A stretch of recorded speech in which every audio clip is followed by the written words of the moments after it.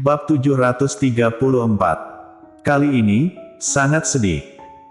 Audrey Han merasakan hatinya bergetar ketika mendengar Glenn memanggilnya Mommy, kemudian dia perlahan mengalihkan pandangannya untuk melihat Glenn.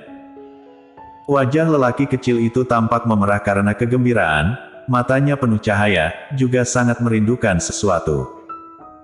Dia tampak seperti tidak marah sama sekali karena video hari itu. Meskipun Audrey Han tahu, tidak ada yang namanya kebencian semalam untuk anak-anak. Mungkin kamu memberinya tamparan di wajahnya, tetapi setelah beberapa saat, berikan dia sepotong permen lagi, dan anak lugu ini akan segera menyukaimu lagi. Sekarang ada contoh seperti Glenn di depannya, Audrey Han merasakan sakit di hatinya, kemudian menyebar di seluruh tubuhnya. Dia menggerakkan bibirnya, mencoba mengatakan sesuatu.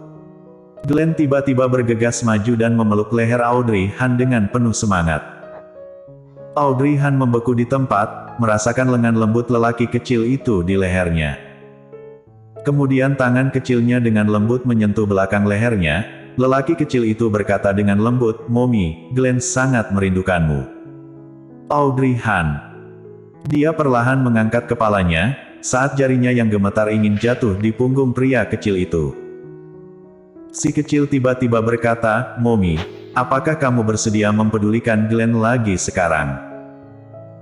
Dia mengajukan pertanyaan ini dengan sangat hati-hati, karena takut Audrey Han akan mengabaikannya ketika marah. Ini membuat orang merasa sangat sedih. Mata Audrey Han memerah, menatap Glenn dan bertanya dengan lembut, "Jika aku terus mengabaikanmu, apakah Glenn akan marah pada Mommy?" Glenn berkedip, ekspresi kecil di wajahnya tampak sangat polos dan serius. "Tidak, Glenn tidak akan marah pada Mommy." "Benarkah? Bagaimana jika Mommy terus mengabaikanmu?" Mendengar ini, Glenn terdiam, memiringkan kepalanya dan berkata, "Jika Mommy terus mengabaikan Glenn, maka Glenn menunggu Mommy. Bagaimanapun, aku adalah putra kandungmu, suatu hari, Mommy akan bersedia meladeni Glenn." Audrey Han tidak hanya sedih, tetapi juga sangat bersalah. Seberapa tidak bertanggung jawab dirinya, baru bisa mengajari Glenn seperti ini, anak yang penuh perhatian dan pengertian. Menurut keadaan normal, Glenn seharusnya membencinya, bukannya memaafkan kata-kata dan perbuatannya sebelumnya seperti sekarang, masih berkata tanpa penyesalan bahwa dia akan menunggunya selamanya. Putra tak tertandingi macam apa ini? Audrey Han sangat tersentuh sehingga dia memeluk Glenn ke dalam pelukannya. "Mommy salah sebelumnya, tetapi tidak akan lagi." "Mommy, Daddy, dia. Urusan Daddymu, Mommy akan memberitahumu setelah kembali. Terlalu banyak media di sini, ayo pulang dulu." Glenn mengangguk patuh. Karena mereka berada di mobil keluarga Han, Audrey Han dan Gita sama-sama kembali ke kediaman keluarga Han. Arthur Xiao dan Siska Su pergi saat di tengah perjalanan. Mereka semua ingin kembali untuk melakukan urusan masing-masing. Setelah kembali ke kediaman Han, Audrey Han berkata kepada Audrey Han, "Kamu akan tinggal di kediaman Han selama periode ini. Tubuhmu terlalu lemah sekarang, akan ada yang mengurusmu jika tinggal di sini." Audrey Han berpikir sejenak, lalu menggelengkan kepalanya. "Aku tidak tinggal di kediaman Han." Mendengar itu, Audrey Han mengerutkan kening, "Apakah kamu masih ingin kembali ke apartemenmu? Tidak ada yang menjagamu di sana. Jika kamu harus kembali, maka kakak hanya bisa mencari seorang pelayan untuk bersamamu." Audrey Han menggelengkan kepalanya, "Aku tidak akan kembali ke apartemen." Audrey Han bingung dengan ini. Dia tidak kembali ke apartemen atau tinggal di rumah Han, jadi kemana dia pergi? Apakah mungkin untuk tinggal di perusahaan? Ketika Audrey Han bingung, Audrey Han berkata, "Aku akan membawa Glenn dan tinggal di sana di Great Lake Villa." Great Lake Villa adalah tempat Golden Ye, jadi dia secara alami ingin kembali ke tempatnya. Audrey Han terkejut. Tidak menduga dia benar-benar akan tinggal di Great Lake Villa. Sambil memikirkannya, Audrey Han menundukkan kepalanya, menatap Glenn yang berdiri di samping kakinya, bertanya dengan lembut, "Glenn, Mommy akan pindah ke Great Lake Villa, apakah kamu ingin pergi dengan Mommy? Ketika Glenn mendengarnya, dia memeluk pahanya dan mengangguk penuh semangat. Kemanapun Mommy pergi, Glenn akan pergi. Bagus.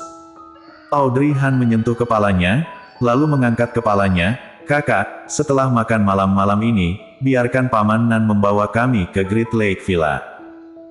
Dia ingin tinggal di Great Lake Villa, itu bisa dimengerti. Jika Golden Ye tidak mengalami kecelakaan, mereka akan menjadi suami dan istri sekarang, dan itu normal bagi suami dan istri untuk hidup bersama. Iya. Glenn, naik ke atas dan kemasi barang-barangmu. Glenn mengangguk dan bergegas ke atas. Audrey Han melihat sosoknya dan menggelengkan kepalanya tanpa daya.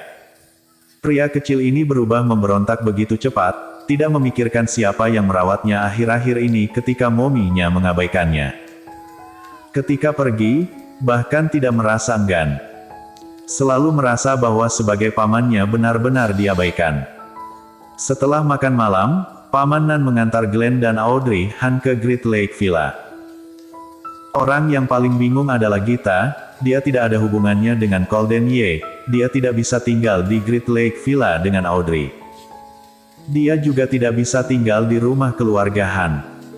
Jadi, pada akhirnya, dia hanya bisa kembali ke apartemen.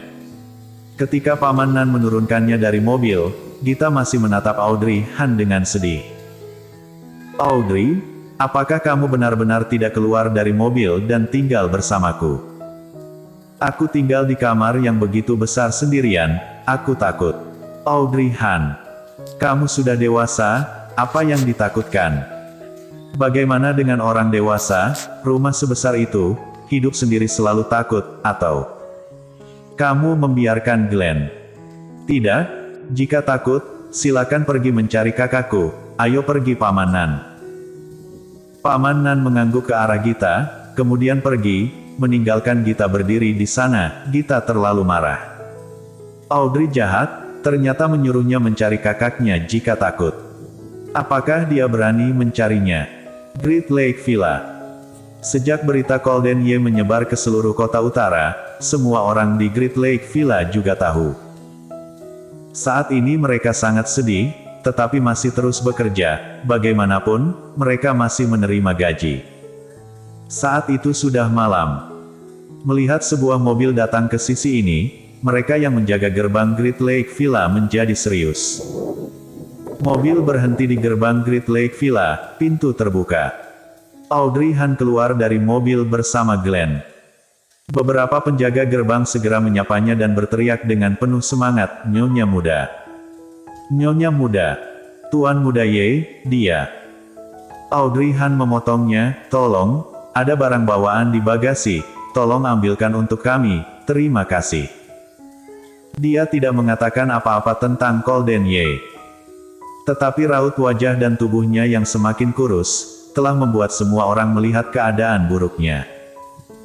Jadi mereka tidak bertanya lagi, maju dan mengambil barang bawaan. "Paman Nan, terima kasih. Hati-hati dalam perjalanan kembali." "Oke, kalau begitu Paman Nan akan pergi dulu." Penjaga pintu menemani Audrey Han dan Glenn ke Great Lake Villa dengan barang bawaan mereka. Sebenarnya, Audrey Han tidak banyak datang ke sini. Suasana hatinya berbeda setiap kali dia datang. Kali ini, sangat sedih. Bersambung.